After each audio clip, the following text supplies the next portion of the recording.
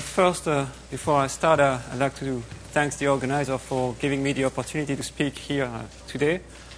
The first of the Poisson conference to which I attended was brought to my attention by Enrique. So it's really a pleasure to get the opportunity to speak in the series for the first time in Rio. So I start by giving a short motivation for the study of Poisson Lie two groups. Then I will recall you the definitions of strict two groups, their relation to cross modules of groups. Then I will go on to put some Poisson structures in there. So I will talk about strict Poisson Lie two groups, strict Lie two algebras, Lie two bialgebras. I will explain how they are related. And then I will extend the context. I will go to the world of weak Lie two bialgebras and explain how they integrate to quasi-Poisson Lie two groups. And finally, I'll discuss the universal lifting theorem for Lie two groups, which is basically the main tool in proving this correspondence between weak Lie two bialgebras and quasi-Poisson Lie two groups.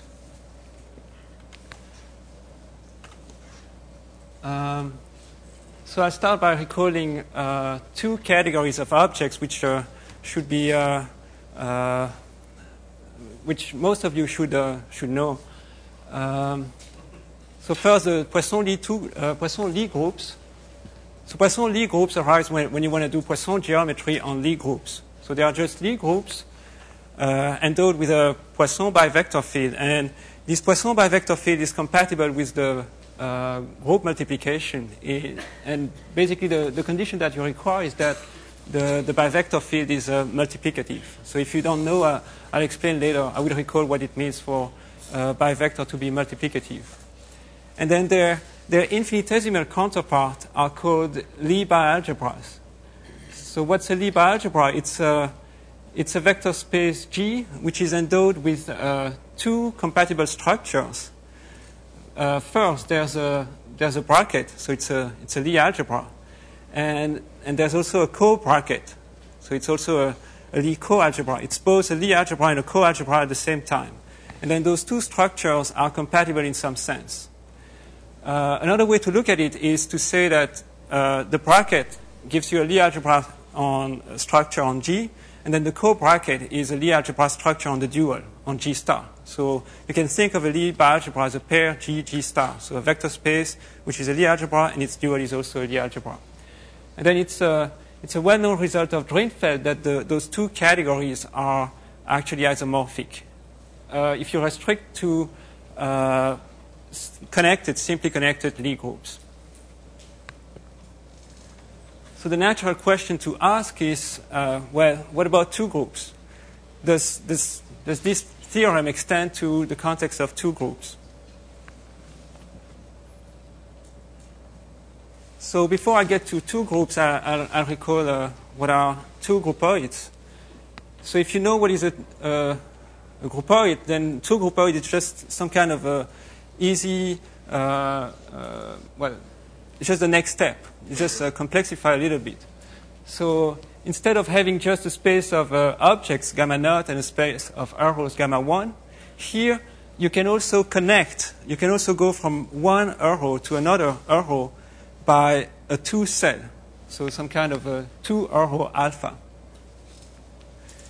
And well, if you look at the second picture there, you see that those two cells, there are natural ways to multiply them. You can compose them vertically. Okay?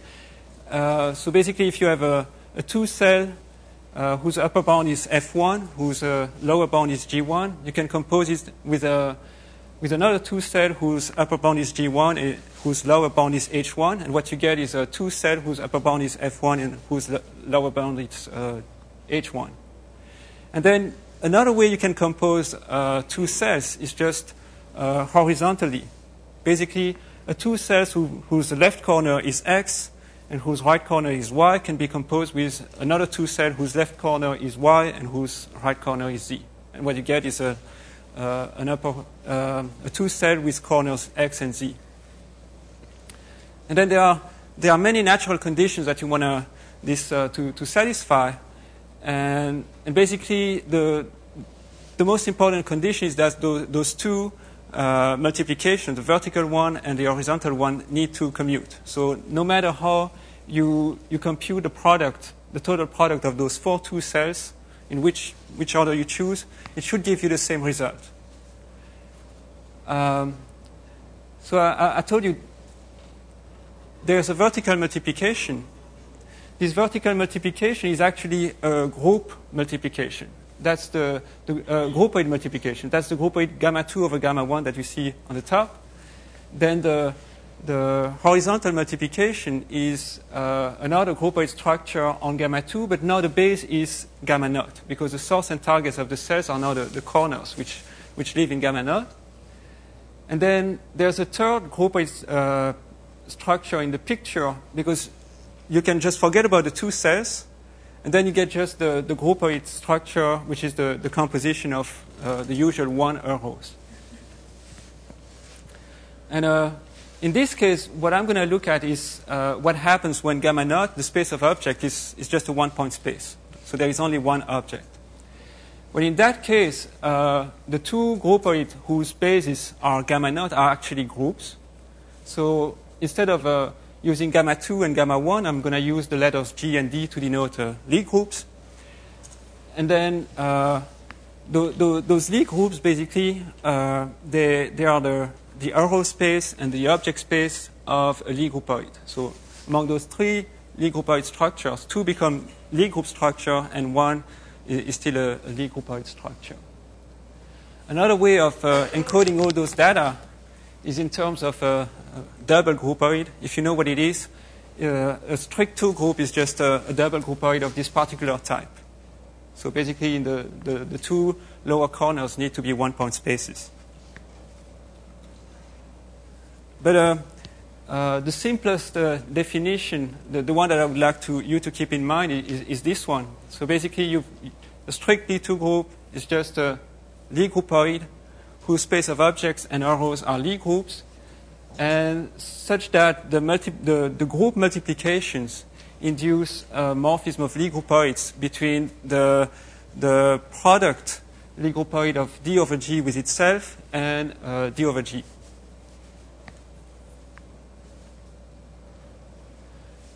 Well, an equivalent way of, and a very useful way of thinking of strict 2 groups is in terms of a very classical notion, the notion of a cross module of group. So what is a cross module of group? It's just a pair of groups, theta and G, together with a homomorphism of group going from theta to G, and then an action of G on theta by automorphisms.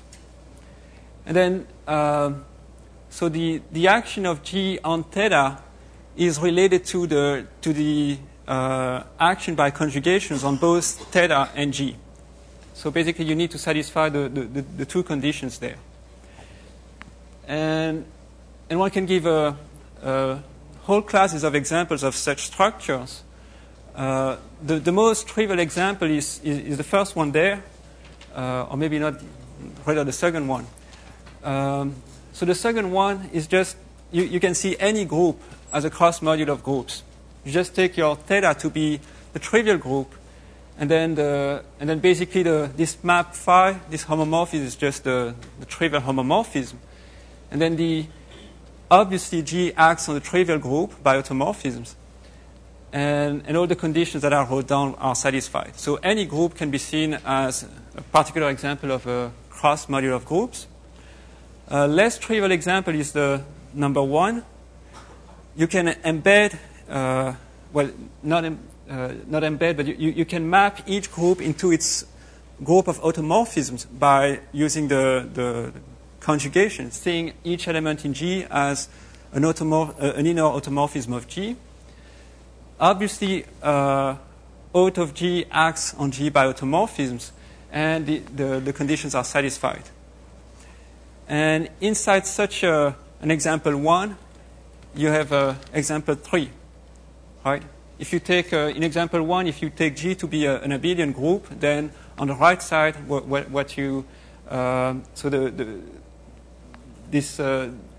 conjugation by elements in an abelian group is just trivial. So that's why you get a 1 on the right side. Actually, any cross module where you put 1 on the right side needs to be, the group that you have on the left side has to be abelian. If you just think of the second condition, necessarily phi is trivial. So what you get is just that B is AB A inverse. So that just says that the group is, the first group is abelian. So there's as I announced, there's a correspondence between cross modules and strict 2 groups. If you have a cross module, you can construct a strict 2 group just by taking D to be the product of G and theta. And then the group structure that you put on D is just the semi-direct product of G and theta. Surely this theorem is due to Whitehead. Might be. He invented cross modules precisely so this theorem was solved. Okay. In 1953 in an AMS address. Okay. What role did Brown play? Well, I always saw that it was due to him. Generalized to group ones. Might be, yeah. Okay, thanks. Then the groupoid structure that you put on G times theta is just the transformation groupoid structure induced by the theta action of the theta action on G, which is alpha acts on G just by multiplication by phi of alpha.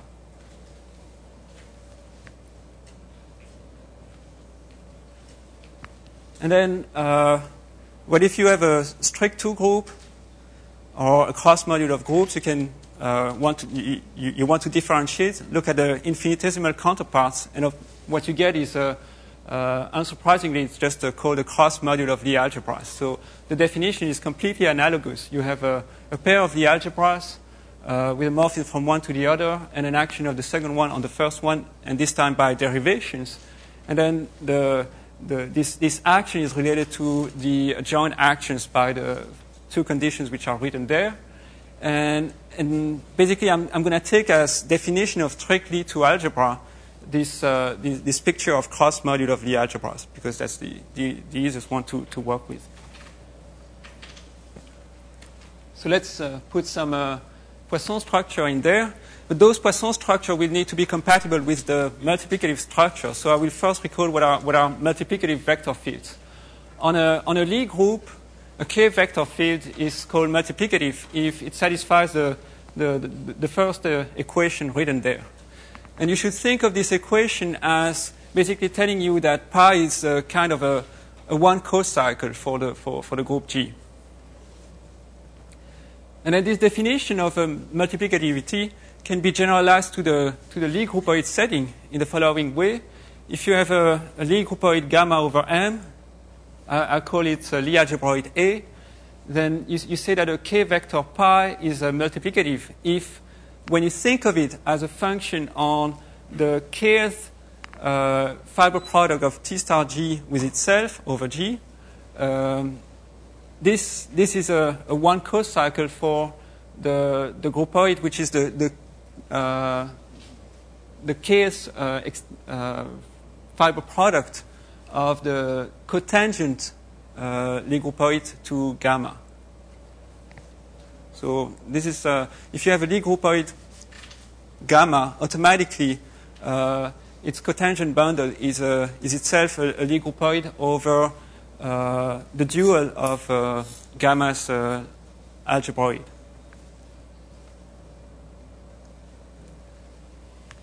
So a strict Poisson Lie 2 group is just such a strict Lie 2 group where D is endowed with a Poisson structure which needs to be multiplicative with respect to both the group structure and the groupoid structure that you have on D.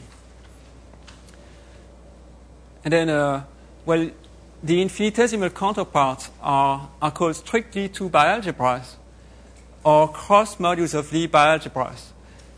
So there are pairs of cross modules of Lie algebras and those pairs needs to be dual. So basically, you have a cross module theta to G, and then the dual G star to theta star needs to be another cross module of the algebras.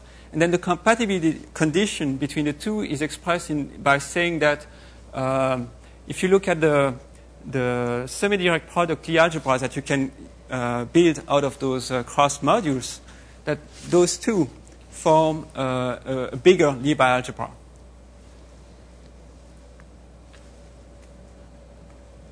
So here is one example of a way to construct such a strict Lie2 bialgebra.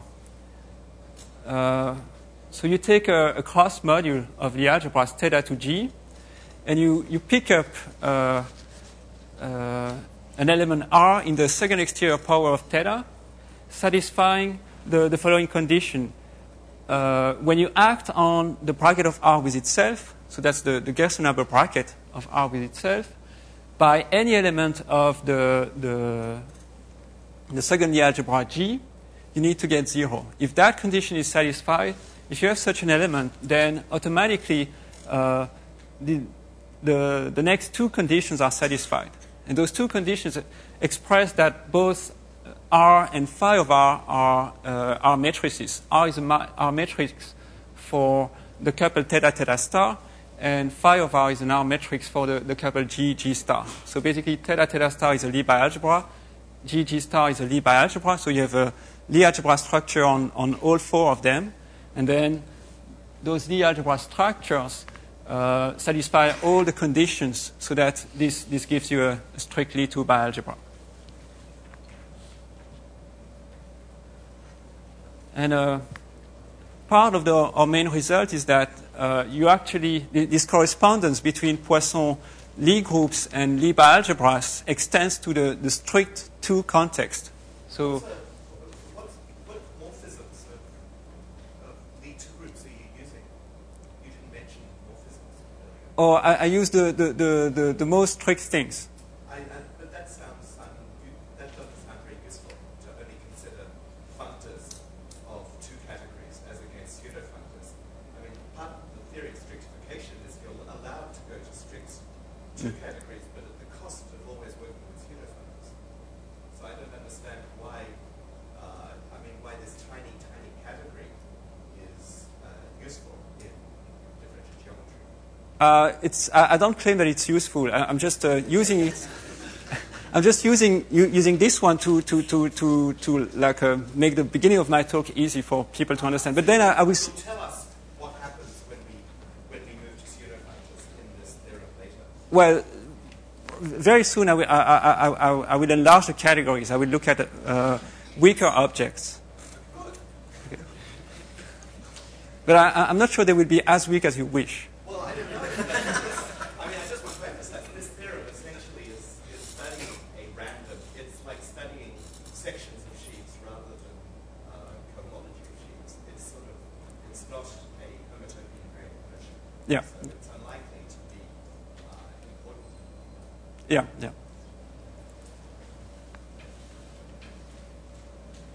Okay, so how to generalize this notion of strictly Lie2 bialgebras? So the definition of a weak Lie2 bialgebras is at first completely different. It's just a phrase in terms of L-infinity algebras. So what you're looking at is just at an L-infinity algebra structure on a graded vector space which is concentrated in degree 0 and 1. So that's what is called a weak Lie2 algebra by John Bayes and Alisa Kranz. And the way you recover, the way you can see that a strict Lie2 algebras are examples, are particular examples of a weak Lie2 algebras is explained here. So if you have a graded vector space V concentrated in degree 0 and 1, then when you look at those maps LKs, the multi-brackets of your L-infinity algebra structures, because it's concentrated in degree 0 and 1, you don't have that many of them. You only have L1, L2, and L3. So L1 is just a morphism. So if if I, instead of writing V0 and V1, I write G and theta, L1 is a morphism from theta to G. That's the morphism in the cross module. Then L2 is made of two things. So you get a map which takes two elements in G, gives you back one element in G, and which is antisymmetric, and that's going to be the Lie bracket. And then you get another map from theta times G to theta, which is going to give you the action of G on theta. And then you get a third map, a three bracket from G times G times G to theta. And when that third map happens to be 0, then that exactly gives you back the definition of a strict Lie algebra. So the way so I told you how you get the bracket on G. The way you get the bracket on theta is by using both L2 and L1. So that's the second formula there. So basically, strict Lie algebras are just weak Lie algebras where this L3 is 0. And then how to generalize the notion of bi-algebra to these two contexts? Well, for that I need to recall one particular way of understanding Lie algebras in terms of the so-called big bracket. So this is this formulation of Lie algebras is due to Lecomte, Roger, and Yvette Kostman-Schwarzbach. It goes like this: you take a vector space G, then you form the exterior powers. You look at the exterior powers on the sum of G and its dual. That's a graded vector space, and you endow it with a graded Poisson bracket of degree -2, which is characterized by the following three properties. When you take the bracket of two things which are in G, you get 0. When you take the bracket of two things which are in G star, you get 0. And the only non-trivial brackets are the ones that you get when you pair something in G with something in G star. And then what you do is you just contract them. And then in this, with this language, saying that G star is a Lie algebra with bracket B2 and co-bracket G2, C2, is equivalent to saying that the sum of B2 and C2, which is an element in degree 3 for this graded vector space that I introduced, well, it's equivalent to saying that this S satisfies bracket of S with S is 0.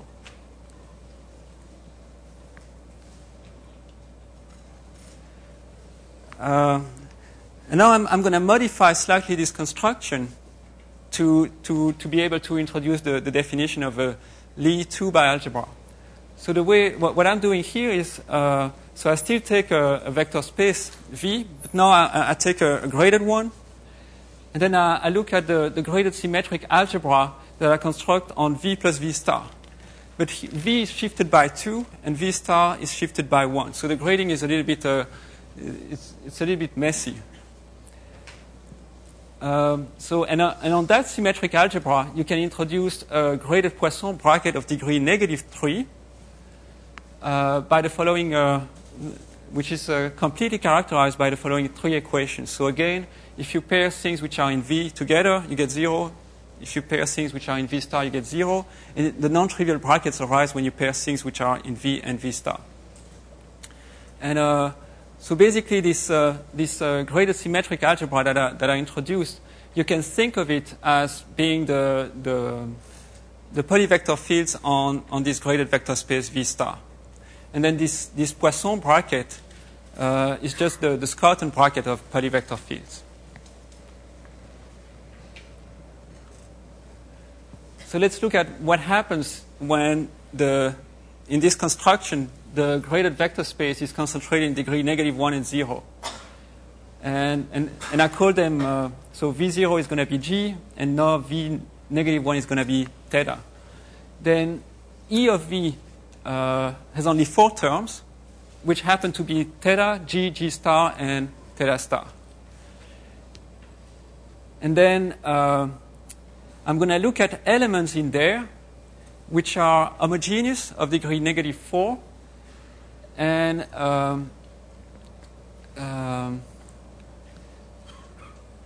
which satisfy the condition that the bracket of epsilon with itself is 0. Such an epsilon actually decomposes into 7 terms. The first one, this phi, is just a morphism from theta to g. And then the next 3 ones, the L's, you see that they basically give you a Lie2 algebra structure. L2.1 is just a Lie bracket on G. L2.2 is an action of G on theta. And then L3 is this thing that I wanted to be 0 to get a strictly to algebra. And then you get a symmetric terms, which are called C, and which basically give you two co-algebra structure on this on theta plus G. And then the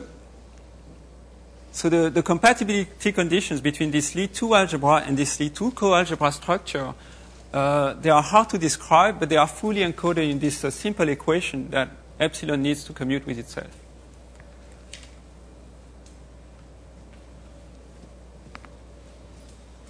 Okay. So now that I told you what is a weak Lie2 bialgebra, the natural problem is to integrate them. Could you give us an example of one of these gadgets before we go on and consider your natural problem?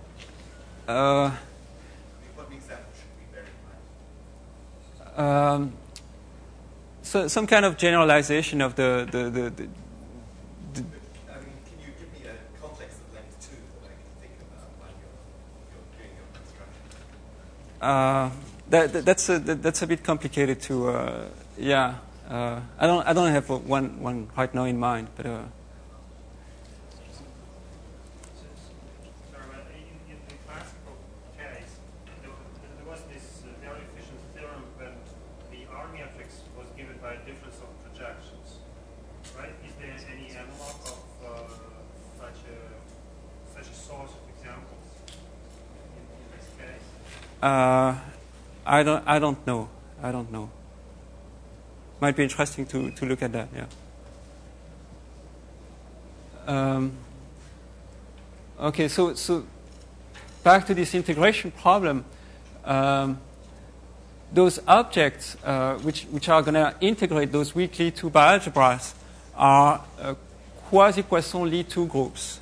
So they are Lie2 groups endowed with a multiplicative bivector field pi and a Lie group co-cycle with values in wedge 3 theta, satisfying this quasi-Poisson condition.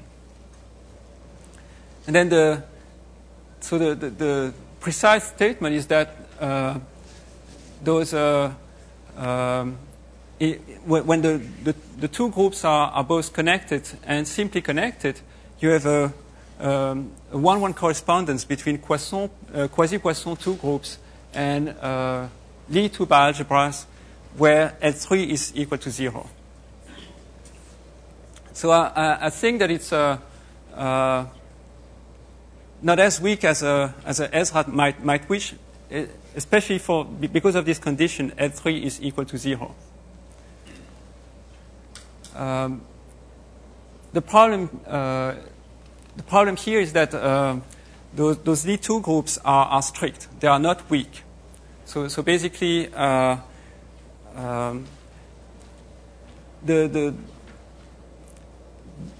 integrating Lie2 groups that I'm talking about here are really strict two groups. They are not Lie2 groups in the sense of Gessler and Henriquez, where Lie2 groups are just simplicial manifolds satisfying some Kant conditions. Okay, and this main theorem is a kind of a consequence of a general result, which we call a universal lifting theorem for Lie2 groups. and which generalizes known results for Lie groups and Lie groupoids. So if you have a Lie group, you can look at its at a space of all multiplicative polyvector fields on G, and they form a graded Lie algebra. And you can also look at the space of derivations of the Gerster number algebra that you construct out of the Lie algebra of the Lie group. And basically, it's a result of Drinfeld that those two graded Lie algebras are isomorphic. And they are isomorphic as graded Lie algebras. It's important one thing that I want to stress here is that the elements of this graded Lie algebra of derivations of the Gerster number algebra, when you restrict them to G, they give you 1 co-cycles.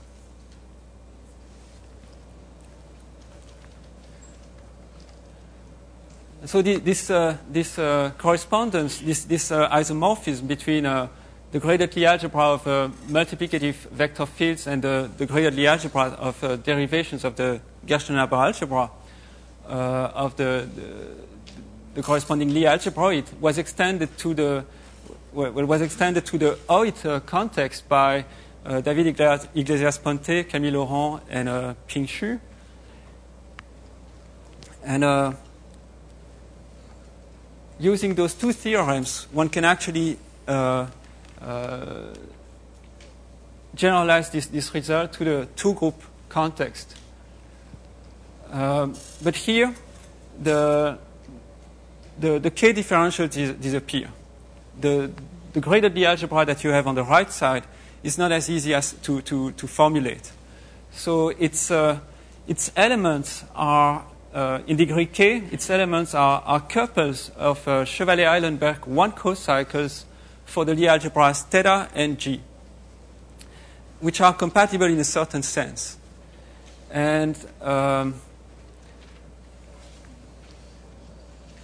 so the way you get out of a multiplicative vector field, the way K vector field, how you get such a couple of 1 co-cycles is explained on the next slide. So if you have a K vector field pi, which is multiplicative with respect to both the groupoid and the Poisson and the group structure, the multiplicativity with respect to the groupoid structures using using the, well, it's actually I messed up. Not Drinfeld, but using Iglesias, Laurent, and Xu's result, this gives you a K differential for the Lie algebroid. And when you restrict the K differential to the functions, so to the sections of exterior 0 of A, you get such a delta hat, which happens to be a derivation. So because it's a derivation, you can think of it as being a section of the tensor product of the tangent space to G and wedge K minus 1 of A. And because A is here just the semi-direct, the product of G with theta, where theta acts infinitesimally on G. So the space of sections is actually, it can be thought of as the space of functions, C infinity functions from the Lie group G to the tensor product of G with wedge K minus 1 theta. And then this function is actually 1 co-cycle for the Lie group. And by differentiating, you obtain a 1 co-cycle for the Lie algebra G. So that's how you get this delta. That's 1/2 of this pair of data. And then the other half is obtained in the following way. So when you look at the two group G times theta, inside this two group you have a Lie subgroup, which is just theta, where you think of theta as embedded into G times theta by sending theta to the couple 1 theta. And then, because it's a Lie subgroup, and your K vector field is multiplicative with respect to the group structure this time, the restriction of the K vector field to this subgroup is actually tangent to the subgroup. And then, so you get a multiplicative K vector field on the Lie subgroup theta. And then applying Drinfels result, you get a 1 co-cycle on the Lie algebra of theta. So that's the way you get the other half of the data. And yeah, and then, as I told you, those pairs omega delta, those pairs of co-cycles, they form a graded Lie algebra, but the Lie bracket is kind of complicated to write down. To see it, you need to think of those 1 co-cycles. You can see them as derivations of a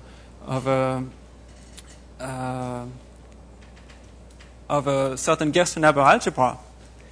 And then when you see them as derivation of the Gersten-Haber algebra, you can take the graded commutator in the space of derivations of this Gersten-Haber algebra.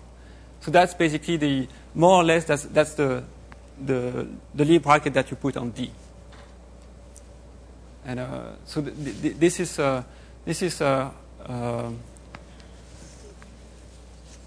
the key to the integration of Lie2 bialgebras to quasi-Poisson groups. So I'm going to finish by explaining how this integration works. So on the left side, I have a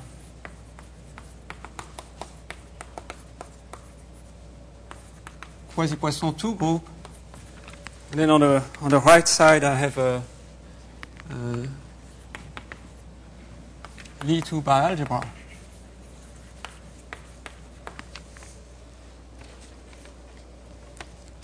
So here, this is basically the 2 group coming from a cross module of groups.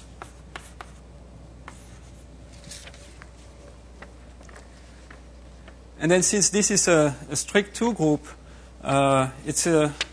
if all the groups here are both connected and simply connected, I know that there is a 1-1 correspondence with the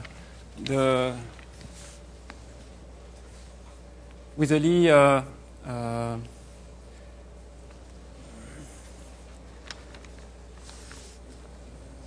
so I can look at the Lie2 algebra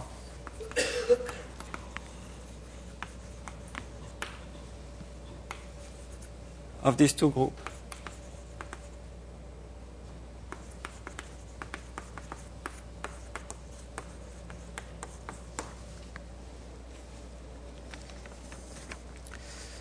And then the additional data that I have here is this multiplicative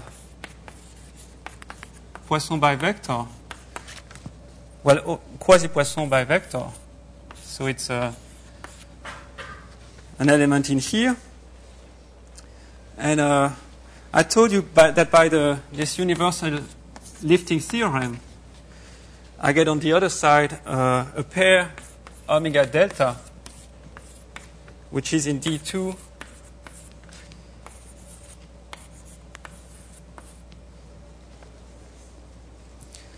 so this pair omega is a 1 co-cycle of theta, and delta is a 1 co-cycle of G.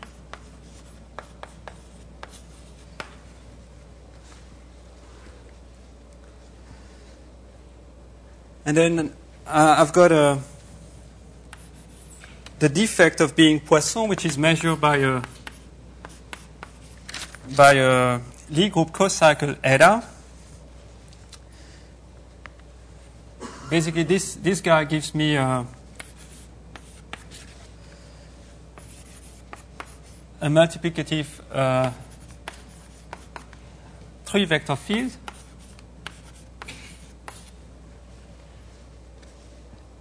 And then what corresponds on the right side is, well, by differentiating this group 1 co-cycle, I get a Lie algebra 1 co-cycle.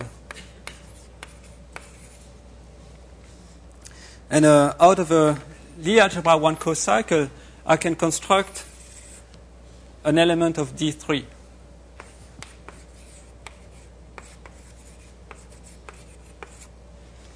So the omega corresponding to this eta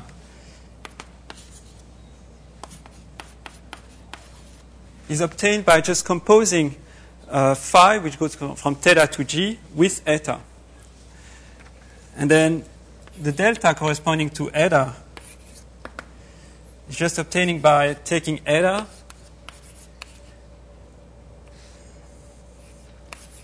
and then applying phi to one of the 3 copies of theta that I have here.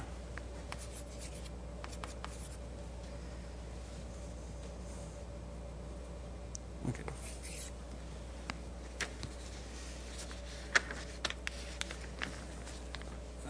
And then the quasi-Poisson condition is just that bracket of pi with pi should be this, well, the multiplicative 3-vector field that I cooked up using from eta. And then there's a second condition, which is that the bracket of pi with eta is 0. Okay, so how from this data do I get the data that I had in the definition of a weak Lie 2 bialgebra? Well, this guy here, omega, going from theta to wedge 2 theta, this should be thought of as being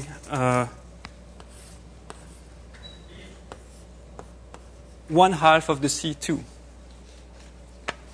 Then this thing is the half in my C2.